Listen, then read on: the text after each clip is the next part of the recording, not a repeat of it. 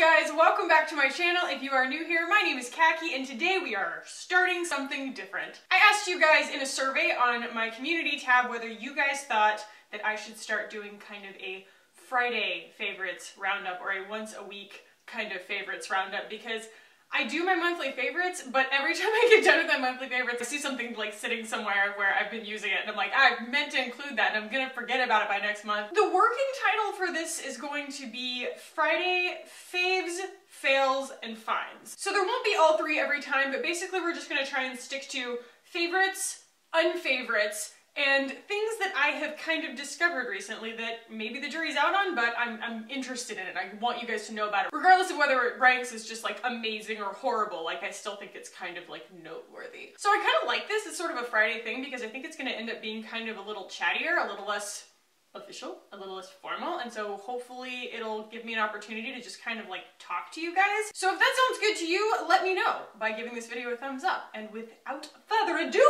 let's get into the faves, fails, and finds. So let's start with some faves here. Lately, I have been getting ready for spring. And my friend and I have been talking lately about how we always kind of like shop the beginning of each season as the wrong person. Like you get too excited about it and I get on like revolve.com and I start shopping as if I'm like Brazilian with like boobs and like a 23-inch waist and tan and don't have psoriasis all over my chest. You know, like I just look at all these like vacation clothes and I'm like, oh yeah. And then I remember like if I put those on, I don't look like I think I'm gonna look in them, and I just end up kind of going back to what I like, what I'm used to, you know? I'm not here to tell you to limit yourself because I think you should continue to try things, especially fashion-wise, but what I ended up settling on in terms of my like inner vacation khaki was these bad boys.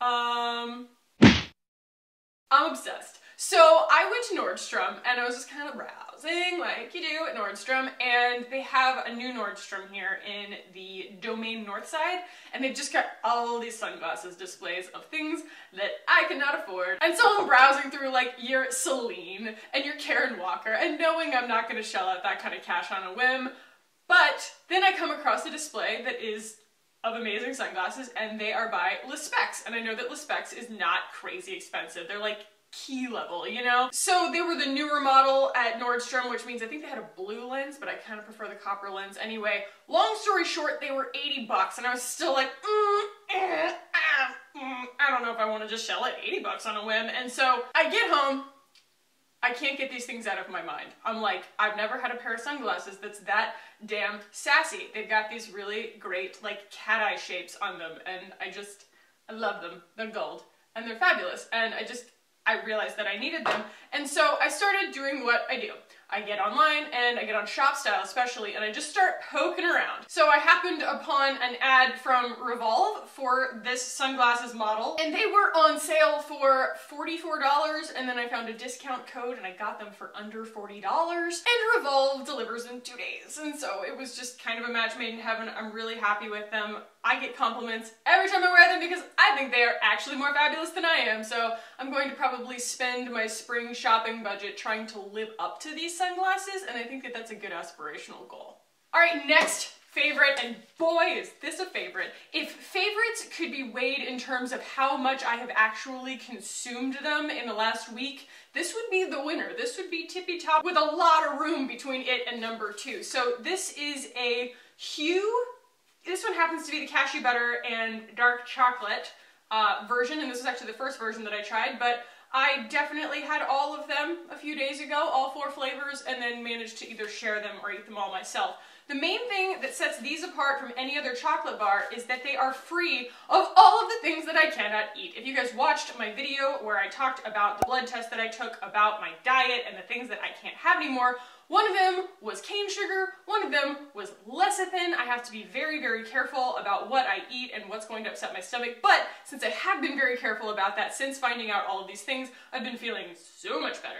So this is gluten-free, dairy-free, refined sugar-free, no GMOs, no cane sugar, no emulsifiers, no sugar alcohols, and no soy lecithin.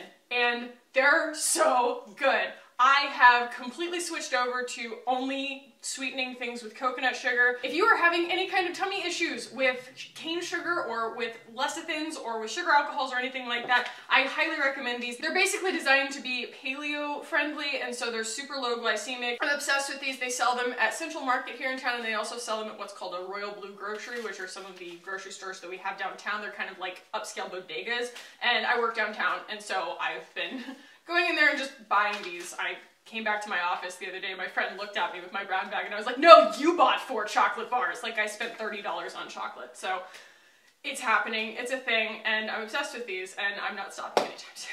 Another favorite of mine, and this is kind of funny, it's more of a find because I'm not sure whether it's actually making a huge difference or not, but I just kind of enjoy the ceremony of it, and I don't think that it's hurting anything. It is the Beauty Dust from Moon Juice.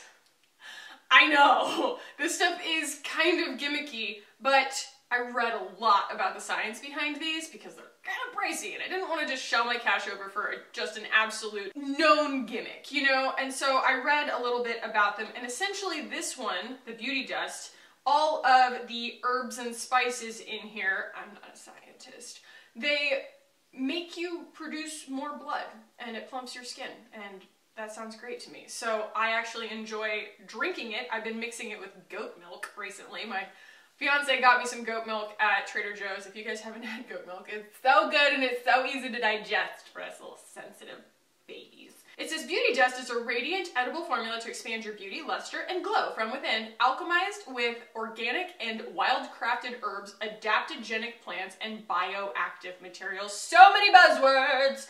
So much artificial science, but it's got a bunch of ingredients in it that have been scientifically researched. There are critical articles from non-biased scientists who say that this stuff actually has ingredients in it that will make you produce more blood and plump your skin. So, jury's out, but I'm enjoying the ceremony of it. I drink this in lieu of like a cocktail or something like that in the evening, and it's just delightful. It tastes very earthy. It's sweetened with stevia, which is not like my total favorite, but you do get used to it, and it has this really nice kind of like almost cocoa vanilla sort of, but again, still like earthy, like mineral-ish flavor to it, which is oddly unoffensive and kind of comforting and nice. Let's move on to a couple of fails. So, I'm not sure if you can see through my makeup right now, but I posted it on my Instagram story last night. I have a bruise right here in the shape of kind of like a straw, you know what I mean? Like if someone had given me a hickey through a straw, which is kind of what happened. I bought this bad boy off of Amazon in hopes of testing it on my channel. This is one of the gajillion out there. This is the Komedo Suction. It's kind of like a K-beauty thing. It's essentially a blackhead vacuum. Essentially, after you've steamed your face with some hot water, your blackheads just suck right out. And I must have lingered on one spot a little too long because I got a perfectly round bruise on my face. And this guy right here just didn't work well enough for me to justify that kind of risk. So if you guys ever wonder whether I test things and they suck, yeah, I do. I test things and they suck, and this was hugely disappointing. So I'm going to go back to my old tactic, which is using the back end of a sanitized bobby pin to get rid of my blackheads. It does work. Another sort of fail, and it's kind of disappointing, but if you watched my video earlier this week about Mother Dirt, you know that I am into this whole thing that's happening right now with putting probiotics on your skin. So I'm not sure if these are actually probiotic formulas, but this brand does specialize in that. So I haven't done all the research in the world, but essentially I kept getting emails and ads from this company, Biossance, and they do probiotic stuff. They do this squalane oil, essentially, and so I got a sample. I think that this was like $11 for both of these or something like that, or maybe I only had to pay shipping. I don't know, I keep getting these ads that are like, try this, just pay shipping, and I'm like, okay. And so I got the Biossance Squalane Vitamin C Rose Oil and the Biossance 100% Squalane Oil, and I put them on my skin, and you know how I reviewed that face oil from Beauty Counter last week and I said it was incredible and it was great for winter skin? I decided, I was like, well, you know, if this is a good face oil, like, you know, why don't I just try some face oils? I'm pretty darn dry and I'll just give it a shot. Not all face oils are created equal, you guys, and I'm not sure what these actually retail for. I'll put it on the screen if you actually buy the full size, like what these retail for, but this is not the same thing. Like, you put these on your skin and it just feels like oil. I'm talking like an hour and a half later, I'm like pulling my glasses off and there's just oil all over my glasses. I touch my face, nothing has soaked in. It's just sitting on top of my skin. And it starts to make me really nervous because anything just sitting on top of your skin like that makes me think comedogenic. Like, it makes me just think I'm gonna break out everywhere. So these make me nervous. I don't really like them because they don't soak into my skin. And so I don't know if squalane oil is gonna make any difference, but I don't understand how it could make a difference if it doesn't actually sink into my skin.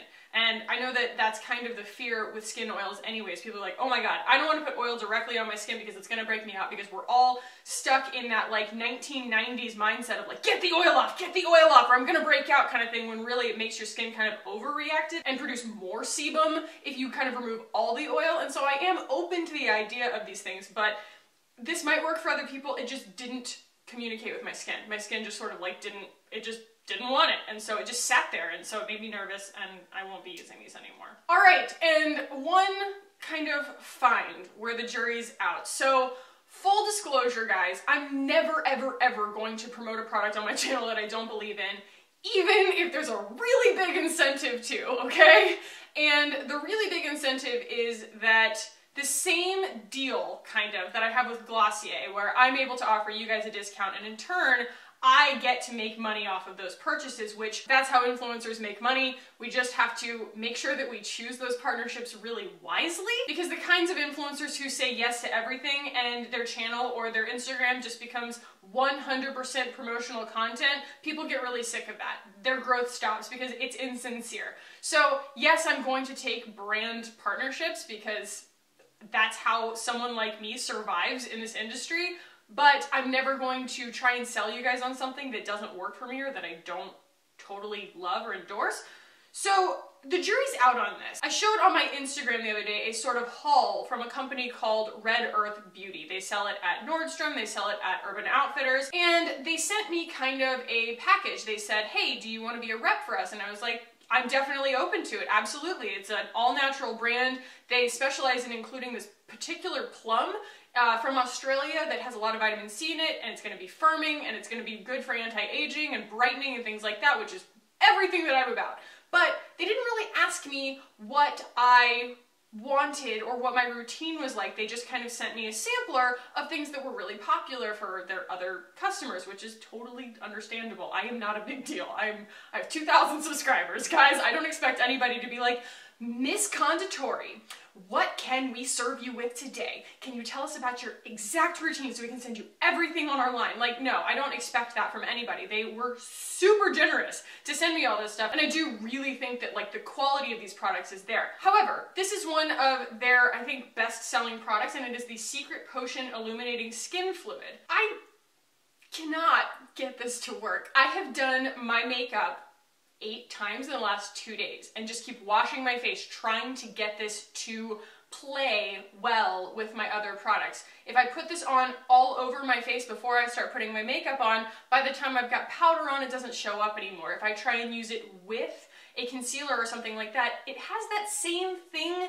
that the Beauty Counter foundation does, where it's sort of like gel-based. It kind of has a little bit of like a funny bounce to it, and it just doesn't play with any of my other liquids. And of course, if I try and put it on top, we all know what happens there. It just moves everything around, and it just makes the texture of your skin look totally bizarre. But it's a shame because this is a really beautiful product. Let me see if I can just do one of those.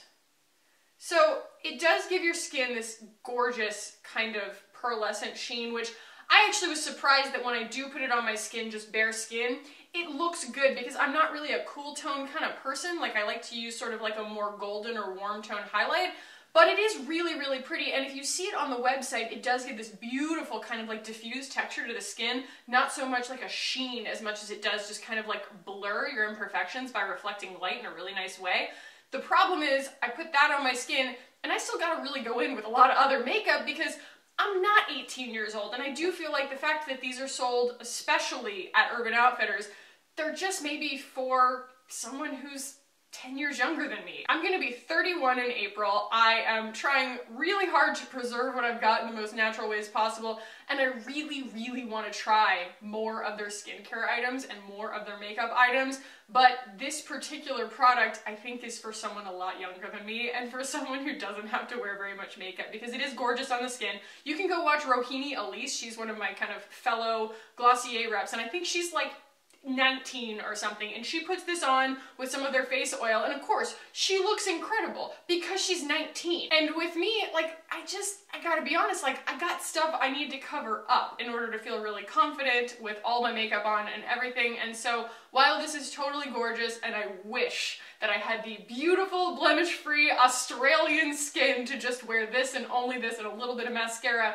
it's just not a reality for me, so I cannot get this to work. If you guys have tried this and you're like, oh my god, yeah, no, I totally wear a lot of makeup and I've managed to get that to work, like, awesome, let me know. I really, really want to make this work. Like I said, I have scrubbed the daylights out of my face the last few days, just trying to start over with my makeup and trying to get this at the right point in the routine to make it make sense, and I just can't get it to work. If you are one of those people with just gorgeous blemish-free skin and maybe you don't have see-through skin like me, I'm really pale and so you can see a lot of my veins and stuff, so if you've got that really nice kind of like pigmented skin and all you're looking for is kind of like a really quick product that's going to give you dewy skin that's not super expensive, this could be fantastic for you, but for me it just doesn't make sense in my routine. So that concludes our very first Friday faves, fails, and finds, and I hope that you guys enjoyed it. Like I said, if you did, give this video a thumbs up. Let me know. And if there are any other things you think I should try that this made you just go, oh my god, Kaki, you gotta try that, like, put it in the comments down below. I really want to know. Guys, if you want to keep hanging out with me on this channel, hit the button down below and subscribe. I would love it if you